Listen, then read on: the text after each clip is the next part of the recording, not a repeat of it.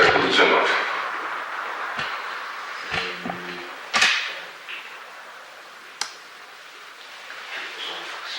Final do século XIX. Materialismo. Niilismo. Niilismo está começando a aparecer, vai ser mais um pouco antes da Primeira Guerra, né? Idealismo hegeliano. O idealismo representa o auge de um movimento que diz o quê? Que a realidade de fato não existe, né? Por si. Não. O idealismo, o subjetivismo, que o sujeito está no centro de toda a elaboração do conhecimento. Perfeito, isso. Essa é a sobrevivência kantiana, né? Não conhecemos a coisa em si, mas somos nós que estabelecemos ou criamos o mundo, né? Isso, por sua vez, se baseia numa outra coisa anterior, que no fundo é o projeto todo da modernidade, que nesse momento atinge o seu auge e o seu fim. Que é o racionalismo. O real é racional e o racional é real. Ou seja, a razão é capaz de explicar toda a realidade até o fim.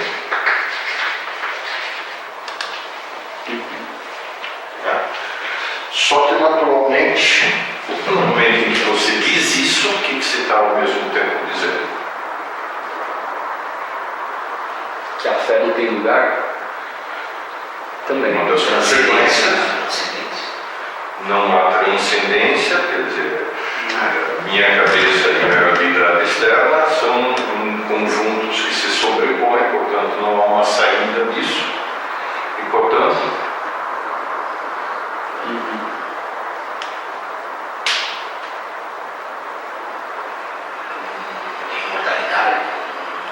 sem dúvida, se não há transcendência, não há propriamente Deus, ou Deus sou eu, né? Um panteísmo autocentrado.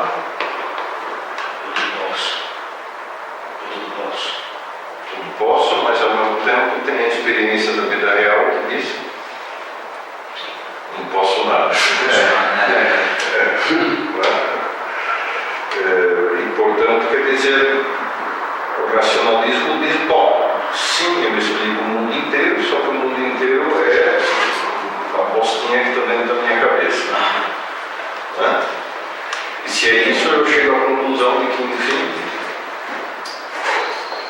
tudo é nada e nada é tudo. E, por sua vez, então, isso é uma conclusão do idealismo, né? Isso aqui. O excesso da razão conduz à negação da razão. E, por sua vez, qual é a única, se houver algum grau de transcendência, aí não é tanto a linha racionalista germânica, mas sim a linha empirista britânica e francesa, se houver algum grau de transcendência, de jeito de escapar da prisão da mente para a realidade, em que está isso aí?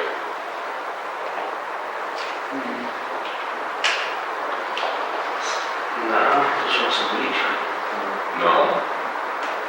Isso vai ser algumas linhas sim. Então o niilismo vai ter a versão estética, que é a do Nietzsche. Romantismo alemão. Como? Romantismo alemão. O romantismo, sim, o Nietzsche é um prolongador do romantismo, né? Toda a iconoclastia, precisamos destruir a razão e as suas amarras e os seus entraves. A outra é a linha marxista política, né? Então, precisamos reconstruir a sociedade não em função da razão, mas em função de uma mera ação. Agir. Nietzsche diz sentir. E o Marx vai dizer agir. Né? Sempre me lembro disso uma estátua que tem uma pracinha na frente da Nossa Senhora do Brasil, mostrando o conhecido empresário paulista. E aquilo acaba diz: o importante não é ser, nem ter, nem parecer. O importante é fazer. Aí você olha para isso e diz: mas fazer o que daquelas coisas? Não é? Olha, Como é que é? tá bravo, Né? tá bravo, tá xingando. Esse tipo de coisa em geral me dá uma certa repulsão. E a outra linha é o niilismo sartreano, só suicídio, né? Negação total da realidade. A negação a mera atitude negativa. O marxismo não é meramente negativo, o nietzscheanismo não é meramente negativo, mas há uma linha claramente que é, né, fora, não aguento mais, chega. Em que o Foucault se enquadraria dentro de um niilismo estético, né? Vários deles pegam opções, digamos, diversas nisso. Foucault, Derrida, todos têm a mistura do político com o estético, do político com a negação total, né? O dadaísmo é a mistura dos dois externos e assim. Tem várias opções. Mas tem o oposto ainda, que é o derivado do empirismo inglês, que é: se há alguma saída da prisão do subjetivismo, é pela linha da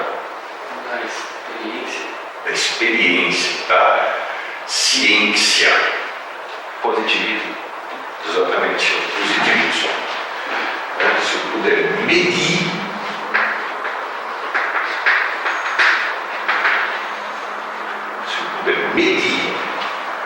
pelo menos tenho algum ponto de acordo. Pode ser que no fundo eu não chegue a um conhecimento da realidade, e sim apenas a um conhecimento das aparências, mas na prática o que interessa é o conhecimento das aparências. Se eu tiver método e conseguir construir pontes e fazer tal, então já está tudo basicamente, pelo menos a vida prática está resolvida. O positivismo tem essa ideia de conseguir chegar a um método absoluto, substituir o conteúdo da razão por uma armadura externa que resolva, pelo menos, sustente as coisas. Uma espécie de armadura medieval, assim, né? Para não ter ninguém dentro, mas ela fica de pé. Muito bom. Então, diante disso, naturalmente isso vai exigir isso cria uma crise, certo? E se você está numa crise, o que se procura? Soluções. Saídas, exatamente. Só que, quer dizer, o pessoal não sabe perfeitamente que tudo isso tem um histórico, né? Esse histórico começou quando? Revolução Francesa. Revolução Francesa. Muito antes, né? No nominalismo. Né? Quer dizer, no fundo, se você volta, desconstrói, como se diz, eu gosto de dizer o Foucault, se você chega na raiz, isso aí é 1400 mais ou menos. Então, se eu quero procurar uma solução para a crise, eu tenho que olhar para quê? Para o início dela. Para o início dela, exatamente. Né? Se eu estou num beco sem saída, eu preciso saber como é que eu entrei nesse beco. Então, quem primeiro, digamos, detecta o problema e sugere uma solução é a Igreja Católica. Né? Em concreto, na chamada encíclica Aeterni Patris.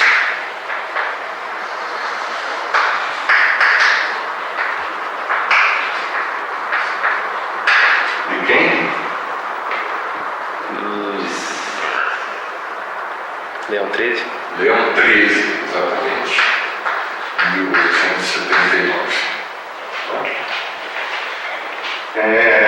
Em que ele recomenda vivamente que se volte a estudar, claro, para a igreja todo esse assunto é extremamente sensível, porque, quer dizer, como é possível que você sustente a fé dentro de um panorama como esse aqui, né? De fato, toda a modernidade, sem, digamos, fazer uma coisa branca e preta, mas toda a modernidade tem uma enorme dificuldade em se relacionar com a fé. Né? Quer dizer, a fé ou vai se tornar algo absurdo, em vez de ser mistério, ela é absurda, porque ela conflita com a razão. Né? Ou vai se tornar algo em que você tem que se jogar de ponta cabeça sem nenhuma segurança. Não há continuidade entre razão e fé, portanto, quer dizer, pura confiança. O cara fecha os olhos e se deixa cair no abismo. O salto no escuro. O salto no escuro, exatamente. Que é o tipo dos protestantes, né? O Kierkegaard e tal. Que tem um lado muito bonito e verdadeiro. Uns problema porque a pessoa fica insegura, né? Instável a condição. Desagradável a sensação de você pular do abismo. E a razão fica subutilizada enormemente também, né? Ela fica sem função. Exatamente, né? Cala a boca e fica quieto no seu canto. Há um forte risco disso. Então, nessa encíclica, Leão 13 pede que se volte nos seminários a estudar o tomismo nos escritos de São Tomás.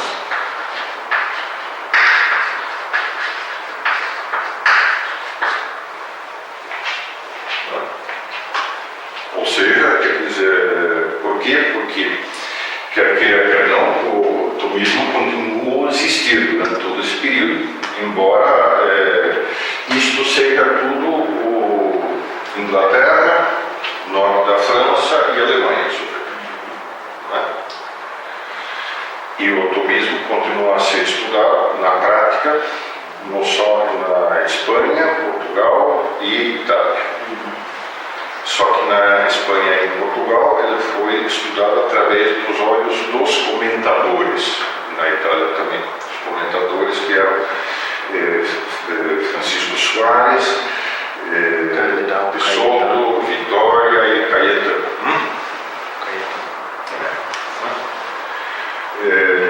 E isso, quer dizer, eles quer queira, quer não, injetaram categorias nominalistas no tomismo. Isto é, tinham racionalizado o tomismo. Então há uma preocupação de não racionalizar o tomismo. Racionalizar significa no sentido de não fazê-lo cair no racionalismo.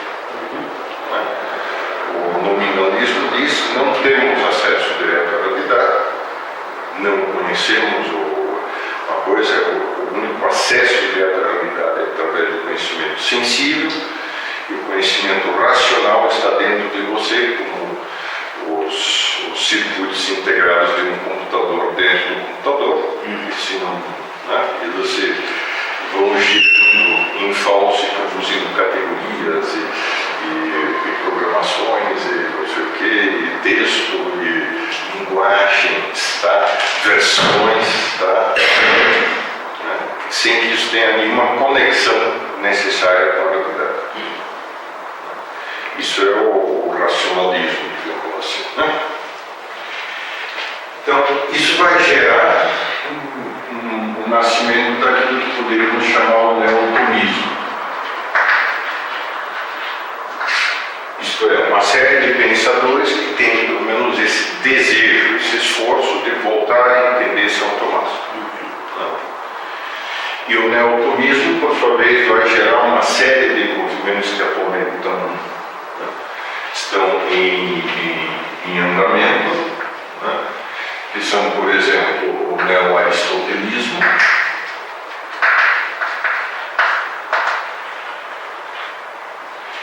o neo-aristotelismo é muito difuso, mas em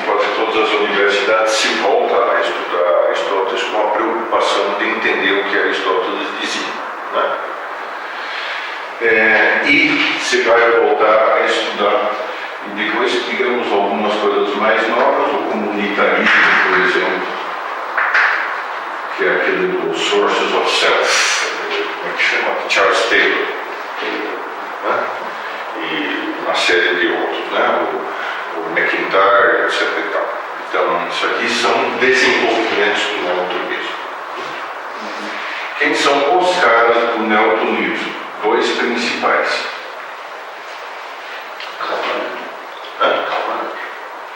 Não, Corana se quiser, é um pós aqui, um pós-neoplatonismo. Isso a gente pode ver daqui a pouco, mas isso também não é neoplatonismo. Ele é um tomista transcendental, se quiser, ou seja, ele tenta fundir Kant com São Tomás, o que é uma mistura que sempre dá zica. Etienne Gilson. Etienne Gilson. Então, os principais são Etienne Gilson,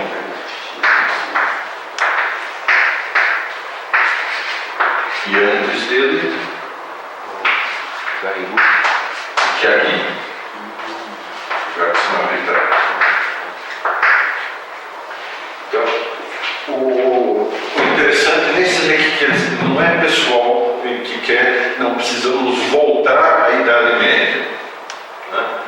O voltar à Idade Média é uma coisa que corre meio paralela, mas nunca é assumido propriamente, enfim, não representa propriamente uma preocupação. Por isso, o próprio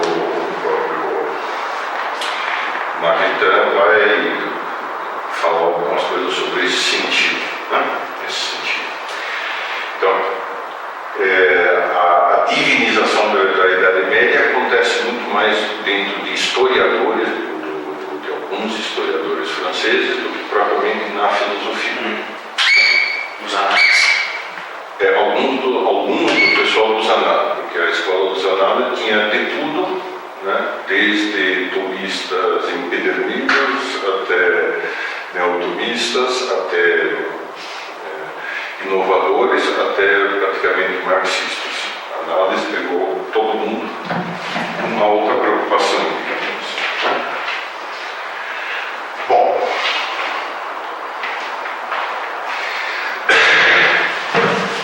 qual é digamos, o essencial de Maritain? Maritain era judeu, ateu, e se converteu graças namorando a Reitzá, e conheceu o Léon Blois, que era um católico do tipo ululante do começo do século XX. Né? O ululante era o pessoal que era um pouco o pecado, o drama do homem, né? O nó de víboras que é a sociedade, etc. Então, é um pessoal, digamos assim, fortemente emocionalista. Né? E o Maritain tem a sua primeira formação nessa linha, digamos assim. Né? Papini é outro desses. Tá? Basicamente, esse pessoal, o problema central é o exagero do pecado. Na verdade, é uma herança mais protestante do que católica. O exagero do papel do pecado. Bom, Maritain, então, se converte, começa a estudar o tomismo.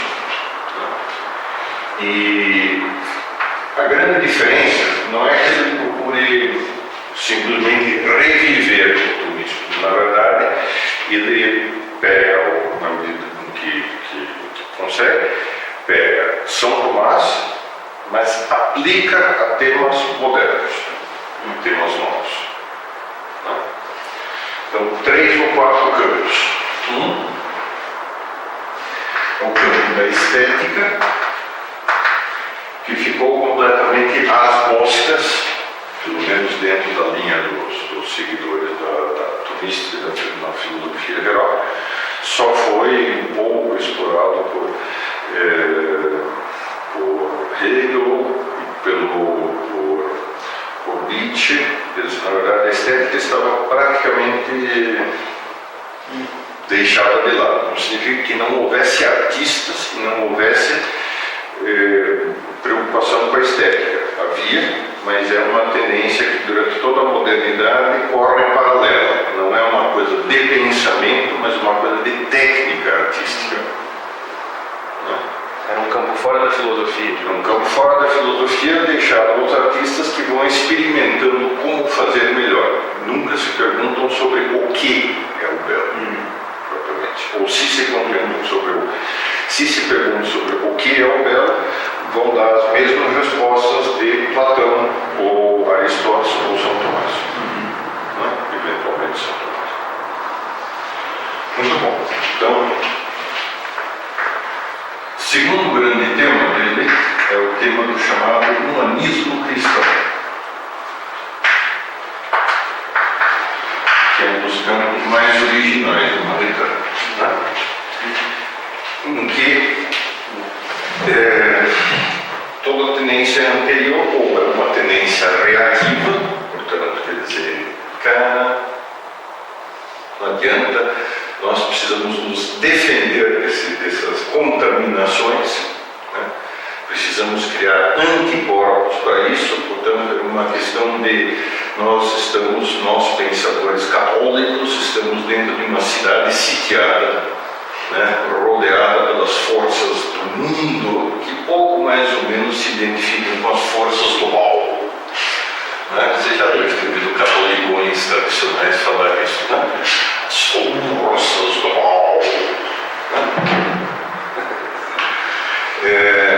E no fundo, especialmente no começo do século XX, essa linha tinha se tendido a reviver a visão política da Idade Média, que é uma visão em que você tem, assim podemos resumi-la dessa forma.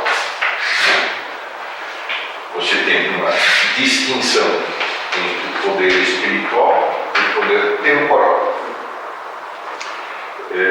Cristo é a cabeça dos dois poderes. Do lado do poder espiritual, você tem uma pirâmide, que é papa, cardeais, bispos, padres, até seres humanos comuns, povão. E aqui você tem os poderes temporais, que inicialmente seriam idealmente o império, a monarquia, etc. e tal. E aqui embaixo estão os reinos. Essa é uma interpretação da Cidade de Deus, de Santo Agostinho, só que uma interpretação indevida, que a Cidade de Deus de Santo Agostinho era,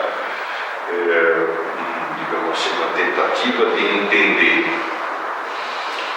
a sociedade como sendo trabalhada espiritualmente pelo Espírito Santo. Então, você tem a partir de Adão, praticamente, antes, você tem uma oposição entre as duas cidades, a cidade mundana e a cidade de Deus, o espiritual, mas as duas estão misturadas e vão sendo peneiradas pela história, se quiser assim.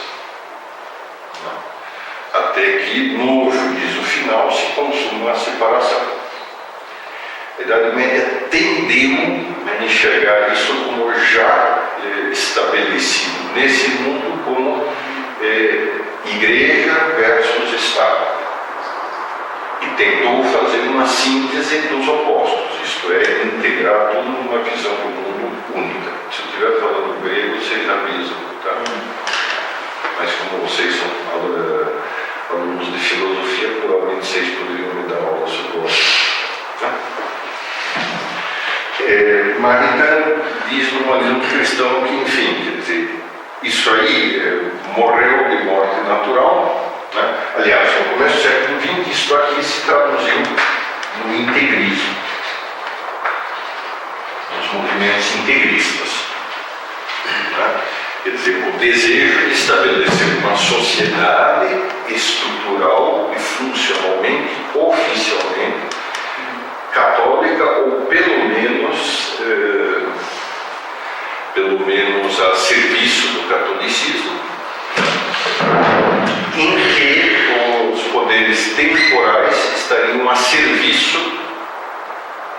salvação das almas.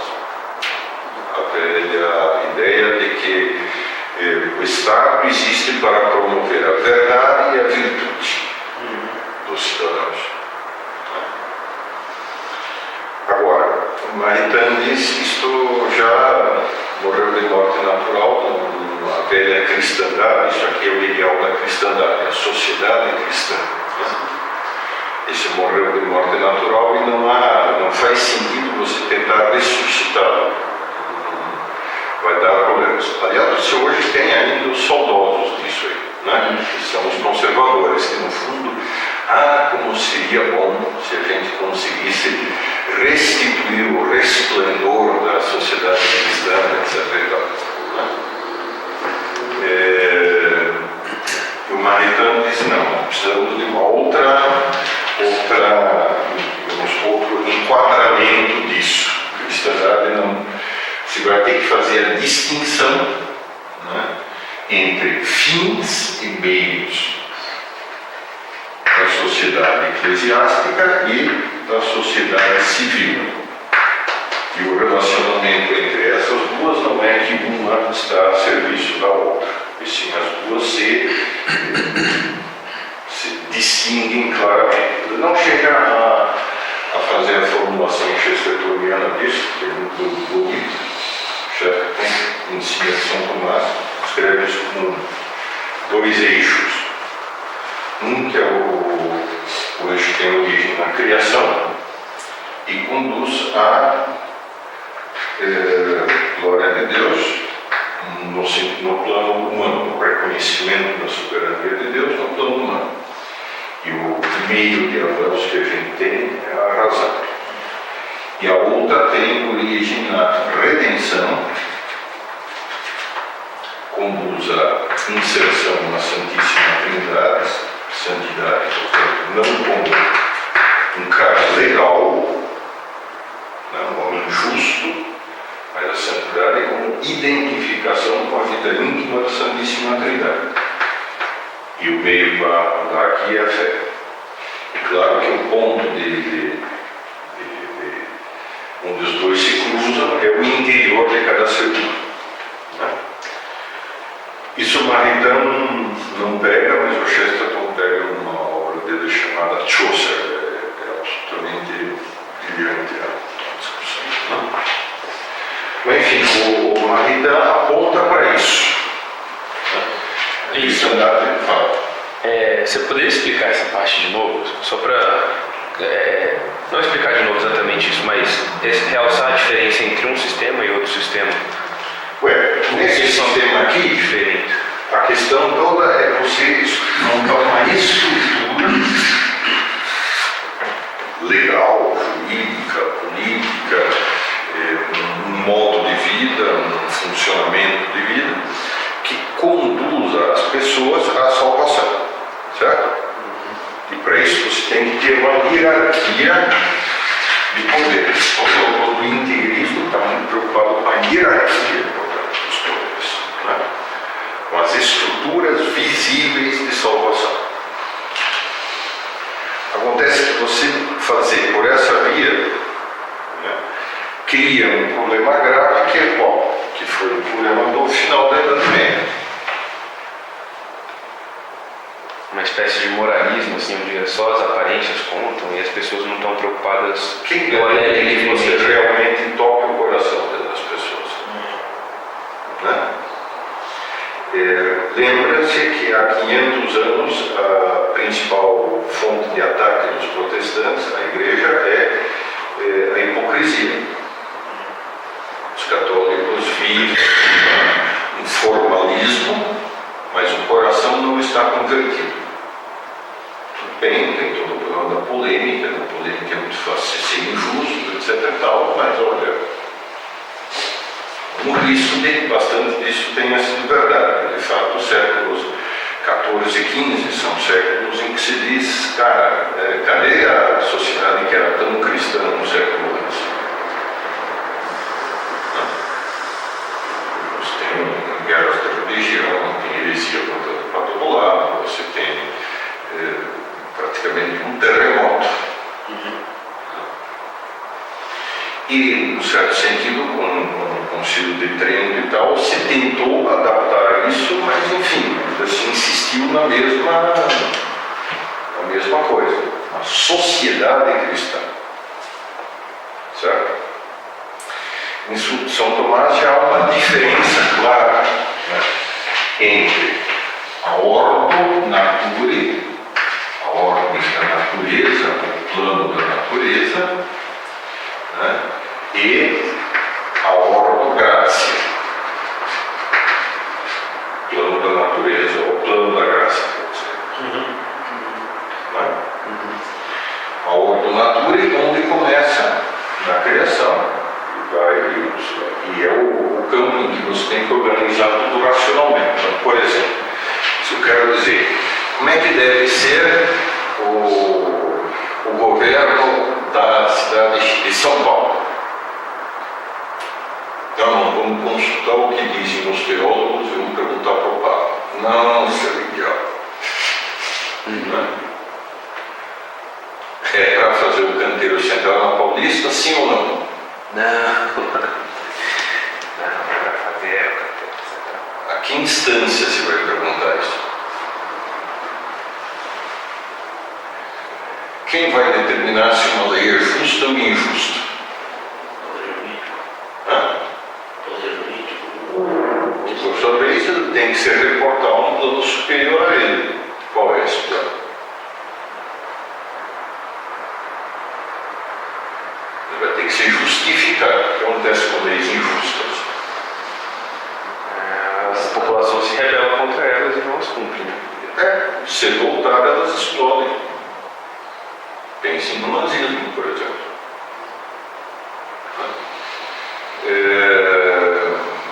Ciência vai se basear no quê? Então, toda a ordem do natura, essa abrange arte, ciência, a estruturação jurídica, poder político, economia, sociologia, vida social, tudo isso tem que estar baseado na razão. Sem esquecer que a sua finalidade é Deus, mas Deus enquanto conhecido pela razão. Deus como final do universo total, digamos assim, né? Não, eu vou me santificar usando a razão. Não, eu vou ser um homem virtuoso usando a razão. Só. É pouco, é muito menos que um santo. Né? Homens virtuosos, Gandhi é um homem virtuoso, por exemplo. Tem um monte de gente virtuosa aqui, enfim, para ser santo falta muito. Falta um infinito, na verdade. Mas podem ser admiráveis, grandes e tal. Mas, enfim, só isso, né? Então, essa é a ordem da natureza. E quem é que vai me estabelecer é a razão. A razão vai dizer se a lei é justa ou injusta, vai dizer se não interessa fazer ou não um canteiro na Paulista, etc. Com todas as dificuldades que isso implica, discussão, briga, não sei o que e tal, mas em última análise prevalece ou deveria prevalecer a razão, sempre no meio de dificuldades, brumas e altos e baixos. Agora, a ortográcia, essa sim, usa critérios que são não racionais. Por quê? Porque são supra-racionais, são superiores à razão. Se baseiam na correspondência à graça do Espírito Santo e, portanto, quer dizer, precisam de um critério de juízo diferente, que é o critério da fé. Fé, nesse sentido, é muito mais do que o salto no escuro. Fé é aprender a enxergar as coisas como Deus as enxerga. Então, tudo isso está potencialmente em São Tomás já, embora não descrito dessa forma. Quem apreende isso escreveu pela primeira vez que eu tenho visto é o Chesterton. E o Maritain tem mais ou menos essa intuição, embora eu não consiga fazer com essa clareza, enfim, com esse resumo. Agora, no campo em que isso importa mais, no que isso vai dar?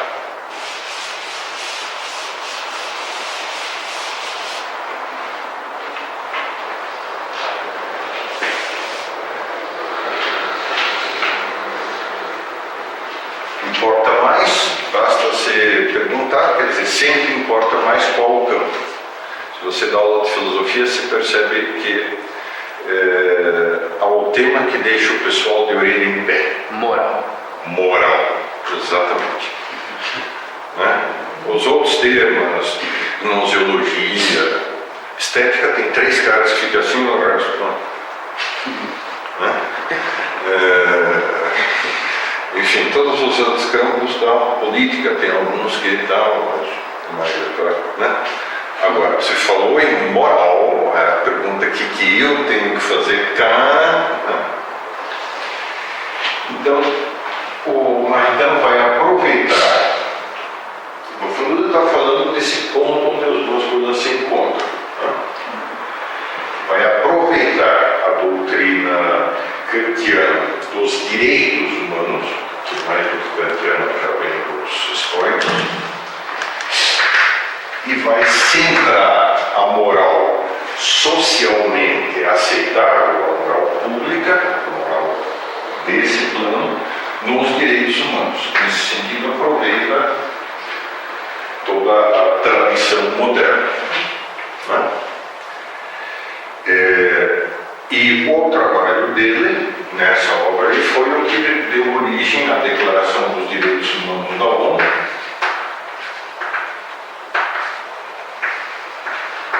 e foi em parte o que deu origem à Comunidade Europeia, que também foi montada pelos governos católicos no pós-guerra, em cima de ideias martinianas, especialmente o princípio da subsidiariedade.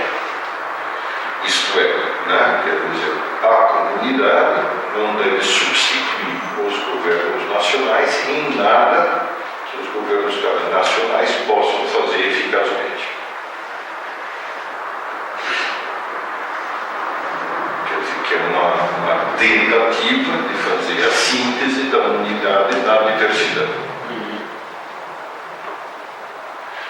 Então, nesse sentido, a influência do Maritain foi enorme. Agora, o limite da visão dos direitos humanos qual é?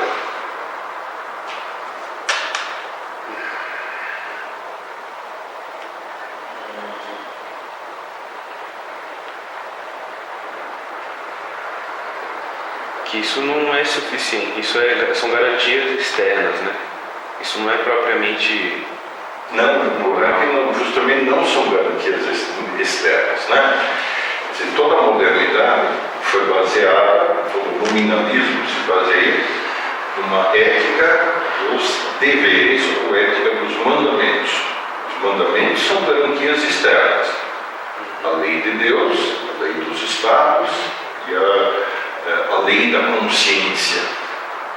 Progressivamente vai mudando o foco. Né? Mas basicamente, lei é uma garantia externa para o teu comportamento, certo? Se você pisar na bola, papai Deus, papai Estado ou papai Consciência vai fazer assim para você. Se pisou na bola, mau menino, né? Vai ter a visão, o bem é determinado pela lei. E se contrariamente você cumpriu a lei, fez direitinho e tal, né? Papai Deus, papai, mamãe igreja, papai Estado ou papai Consciência vão bater no seu, cabelinho e dizer, mas que menino bonitinho, né? Não dá vontade depois de ser. E foi extremamente desagradável. Que é isso, assim, bom. Você vai pra internet, Henrique, cara. Eu estou zoando de você, então. Isso é lamentável. Muito bom. Além disso, vocês podem na internet se quiserem, se você quiser censurar. Bom. Não tem problema. Muito bom. Então, qual o problema dos direitos humanos?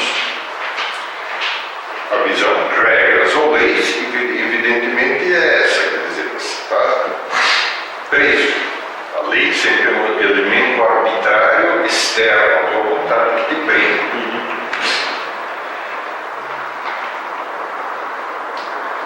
na visão dos direitos,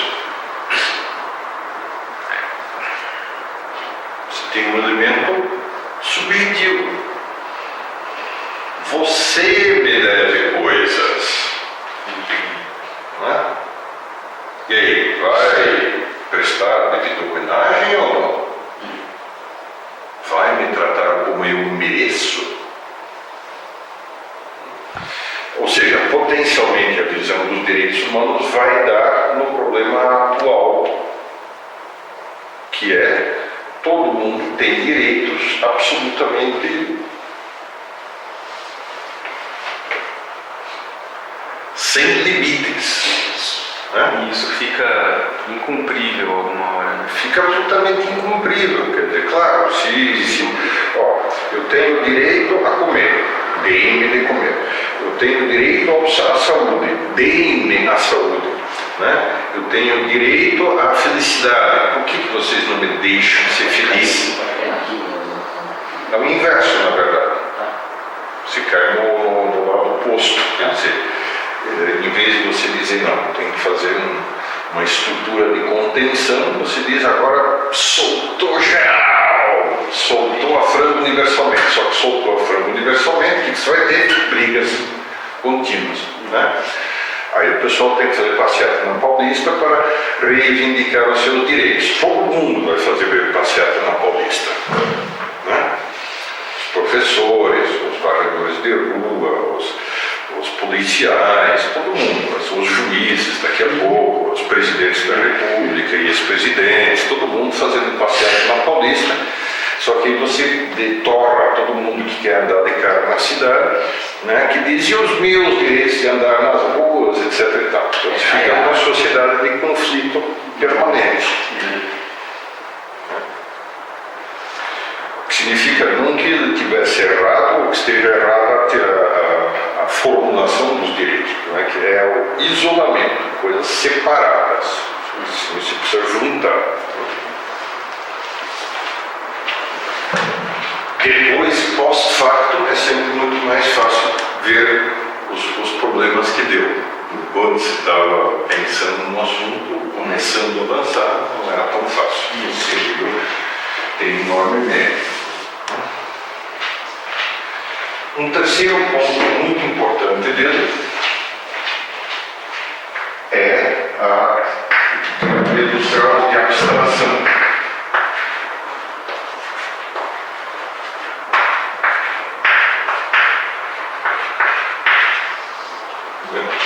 Quer dizer, aqui nós tínhamos a oposição positivismo, razão, subjetivismo. Típico de toda a modernidade é o quê? A morte da metafísica. A metafísica foi substituída pela teoria do conhecimento. Né? A partir do Descartes, quando se diz duvido, portanto penso, penso, portanto existo, o que é o ato fundante da realidade é o meu pensamento. Portanto, se eu quero entender a realidade, eu tenho que examinar o meu modo de pensar. E o que sobrou, digamos, em termos de conhecimento certo da realidade externa, foi o positivismo. Então, no momento em que eu volto a São Tomás, como é que fica esse troço? Significa então que varrem tudo fora. Os últimos 500 anos só pisaram na bola.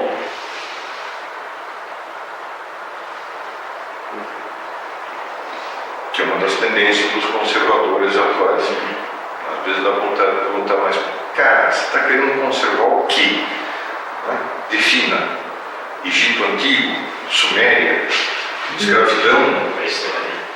O que você quer conservar? Ora, do Egito Antigo até 1950 houve uma certa evolução. Então, qual o ponto que precisamos embalsamar? Que múmias?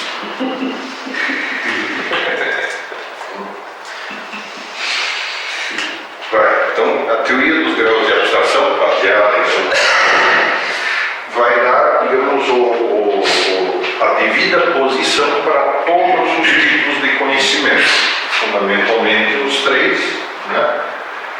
Quer dizer, o primeiro grau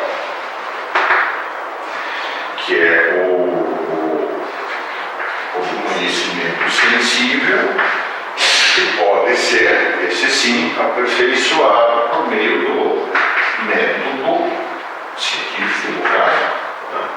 Mas que nunca vai conseguir passar de um probabilismo.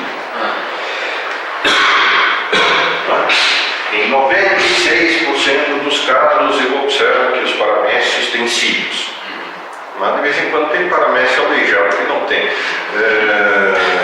Em 422 sobre 864 jogadas de dados deu número 6. Né? Ao passo que se eu jogar com outro dado, dá apenas 1/6 das vezes. Será que esse primeiro dado não está truncado? Está truncado.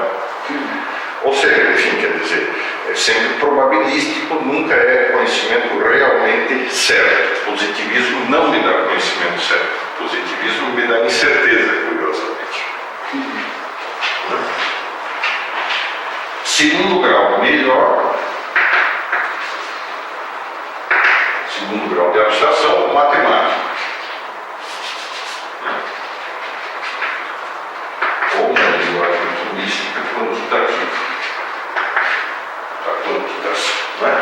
Que é o das ciências matemáticas, que integra Newton e toda essa parte, né? Que é certo, só que é certo em um âmbito que é o âmbito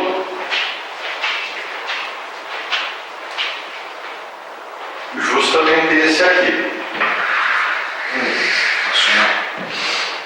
Não, é o âmbito do modelo, exatamente. Eu defino as entidades matemáticas, ponto, reto, não sei o quê, né? E, portanto, sou capaz de esgotá-las. Sou capaz de enumerar todas as propriedades que essas figuras vão ter. Na medida em que eu consigo passar do sensível para o matemático, eu tenho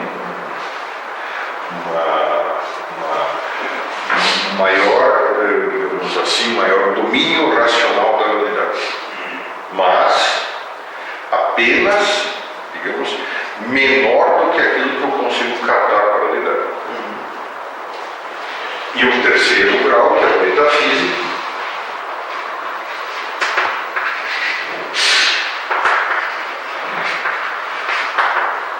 que esse sim é o grau da substância, da essência, né?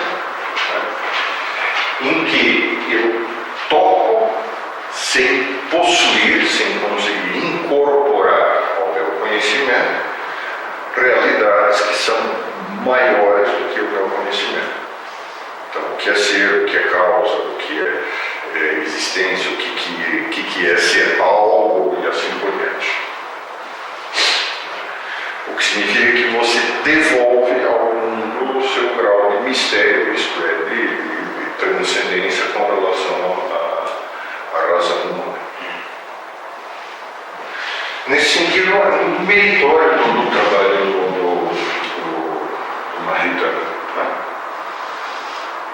Ele ainda tende a ser um pouquinho formalista demais, mas já há uma transcendência do tomismo, digamos, meio fossilizado nos últimos 5 séculos. E o outro cara interessante é o Gilson, né? Que vai levantar um tema absolutamente essencial. Gilson é o cara que mais estudou São Tomás no século XX, propriamente o original, né?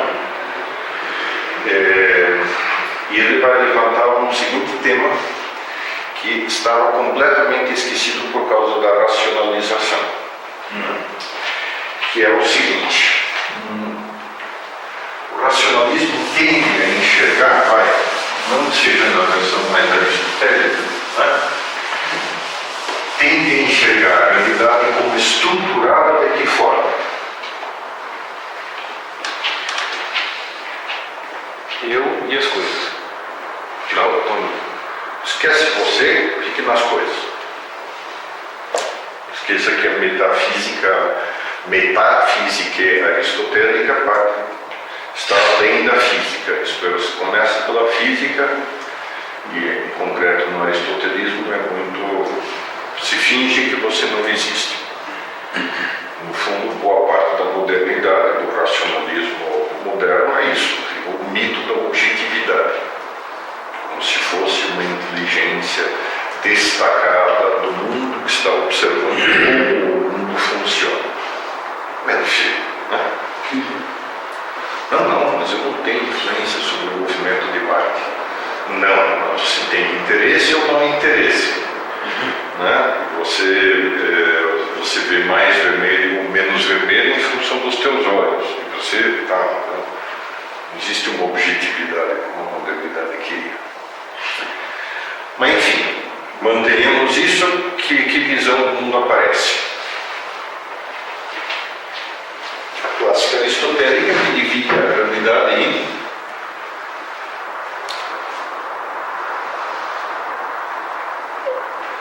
a primeira coisa que eu percebo, eu mesmo. Não, sensível. Esquece você. Puta, meu Deus, que cara egocêntrico. A minha diferença para o mundo. Que Você é as coisas. a primeira coisa que eu penso é Coisas, nessas coisas eu percebo o quê? Perfeito. Os acidentes, né? Eu percebo que algo muda e algo permanece. Né? Essa é a distinção entre vamos tirar o final do século XIX, a distinção de substância e acidentes. Então, isso foi muito sublinhado no atomismo pré-Leo. Né? Então, acidentes versus substância. E mesmo nas substâncias, o que eu tenho? Matéria e forma. Matéria e forma, exatamente. A substância tem a forma substancial, isto é.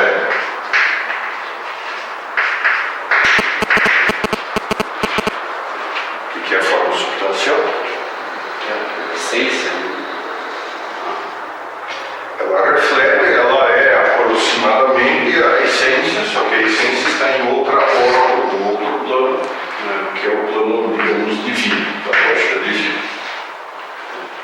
Esse é o plano da natureza, ou da realidade, como quiser, nosso plano. Né? Ok, então ela corresponde às essências, mas você distingue claramente que há entes que são em si e outros que são em outro. Eu posso ter formas que são em outro, por exemplo. Na minha cabeça tem uma série de conceitos que não são em si, são em outro, são em mim. Né? Então, o que distingue as coisas que são fora de mim? Tirando anjos para não complicar a situação. A matéria. A matéria aqui é a forma informe. E essa forma é o quê? Uma estrutura lógica, uma ordenação das partes entre si. Agora, acabou? Então, no atomismo essencialista ou racionalista, né, tal como no aristotelismo e tal como no neo-aristotelismo agora, né, isso acabou. Basta que uma coisa seja concebida logicamente e tenha matéria para que ela exista. Entendeu? Falta o ato de ser, né? Que papo é esse ato de ser? Porque uma coisa é a participação, né? No ser. Explica esse troço aí. Você quer que eu explique? Eu vou explicar muito mal. Melhor ser. Não, você que lançou o tema, você já tem coragem agora. Força. Bom, isso aí é em oposição à essência. A essência são as ideias divinas, os projetos que estão na mente de Deus e que se realizam quando Deus nos dá o ato de ser, que é a participação da sua própria realidade. Para que precisa desse ato? Porque senão não se explica a as substâncias. Você agora pega uma massa de modelar, modela lá o seu Tiranossauro Rex e tal, e agora indo mais você tem que botar um pauzinho de empinar e pof, daí ele passa a ser? Não, ele era quando você acabou de modelar. Tem razão, eu concordo com você, esse negócio de autodisse é balela. Força. Você já vai assistir assim? Não. Brigue um pouco.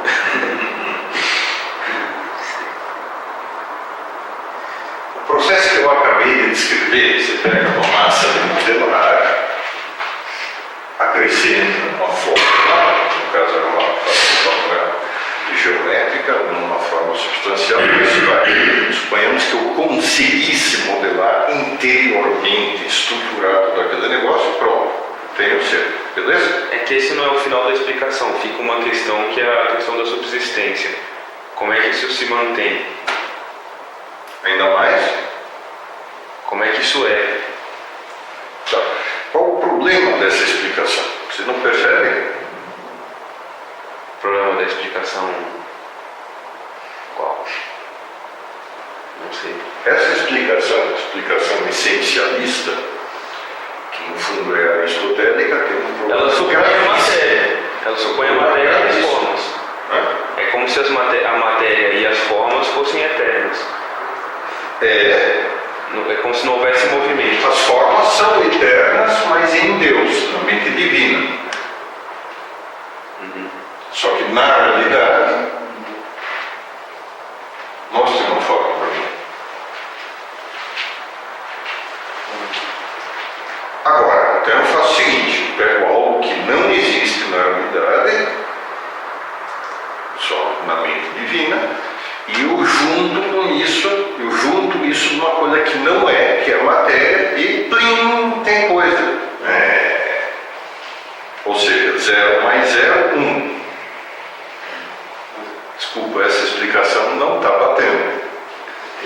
O próprio Aristóteles tem chegado a essa ideia, que a matéria-prima é pura potência. Pura potência significa que ela pode ser, mas não é.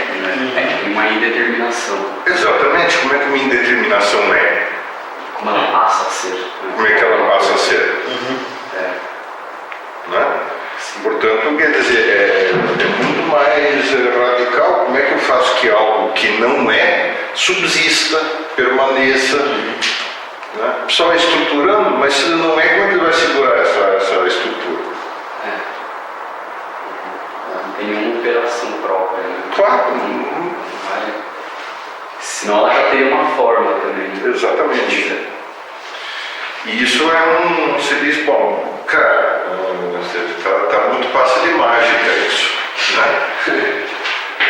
Então, isso São Tomás tinha percebido, e o Gilson percebeu que São Tomás tinha percebido. Ele percebeu o ato de ser. Deus não só tem que dar a forma substancial, como ele tem que dar digamos, o conjunto todo, ele tem que dizer seja. Daí você olha e o básico do básico é Gênesis 1. Deus diz: faça-se a luz, faça-se o sol, faça-se o mar, façam-se as estrelas, faça-se o ser humano, faça-se cita, seja.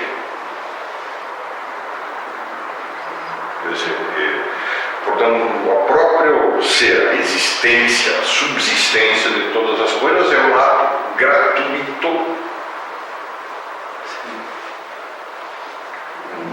No fundo, o ato mais misterioso de todos e o mais, né, a própria determinação do ser é um ato de criador, aquilo que funda a realidade. Portanto, o que funda a realidade não é a inteligibilidade da realidade, mas o querer ativo de Deus. Não de compreensão, mas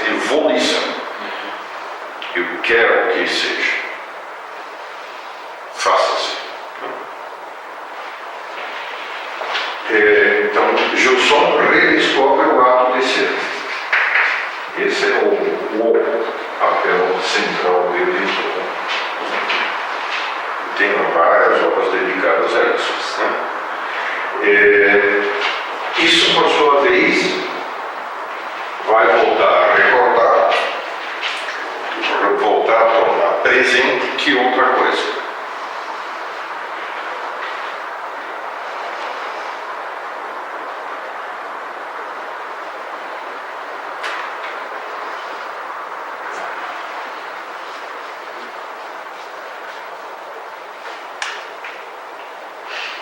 Problema de como conhecer a realidade? Não. Esse é o problema de quem é Deus, a natureza de Deus. Agora sim vem a coisa da participação. Esse ato de ser é a participação de algo. Ele participa do quê? Do ser. Participa do ser divino. Então quem é Deus? É o ato puro de ser. Ele é o ser por excelência, é o ser que é e não pode não ser. Aí você reentende toda a terceira via, aí vem. Né? Aí é todo um outro enfoque de Deus. Né? Nesse ponto foi muito revolucionário o Gilson, no século XX. E ele volta a fazer sentido na afirmação que estava esquecida de São Tomás, que é a referência a Maimônides, e a explicação do que Maimônides dá às palavras de Deus a Moisés, o verdadeiro nome de Deus. Moisés pergunta o nome de Deus. Qual a resposta? Eu sou aqueles. Exatamente, eu sou.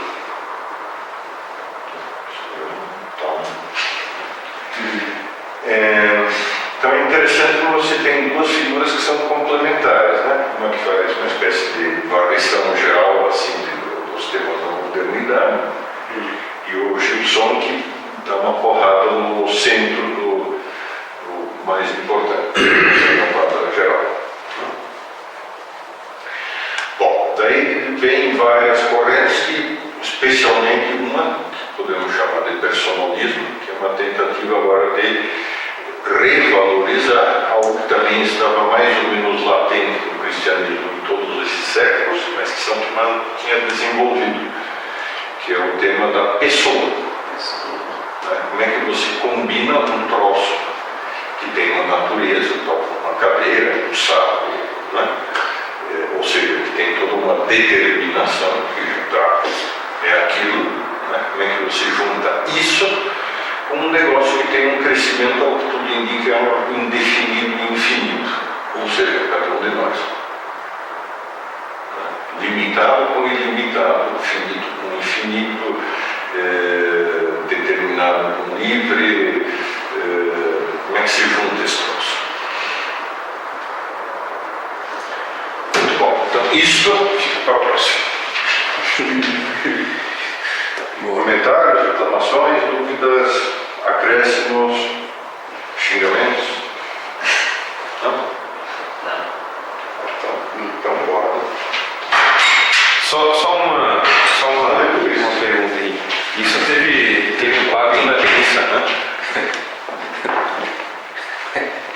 Isso teve impacto no Concílio Vaticano II, né? Total.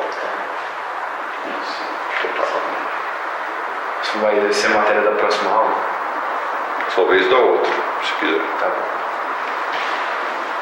Thank you. Welcome.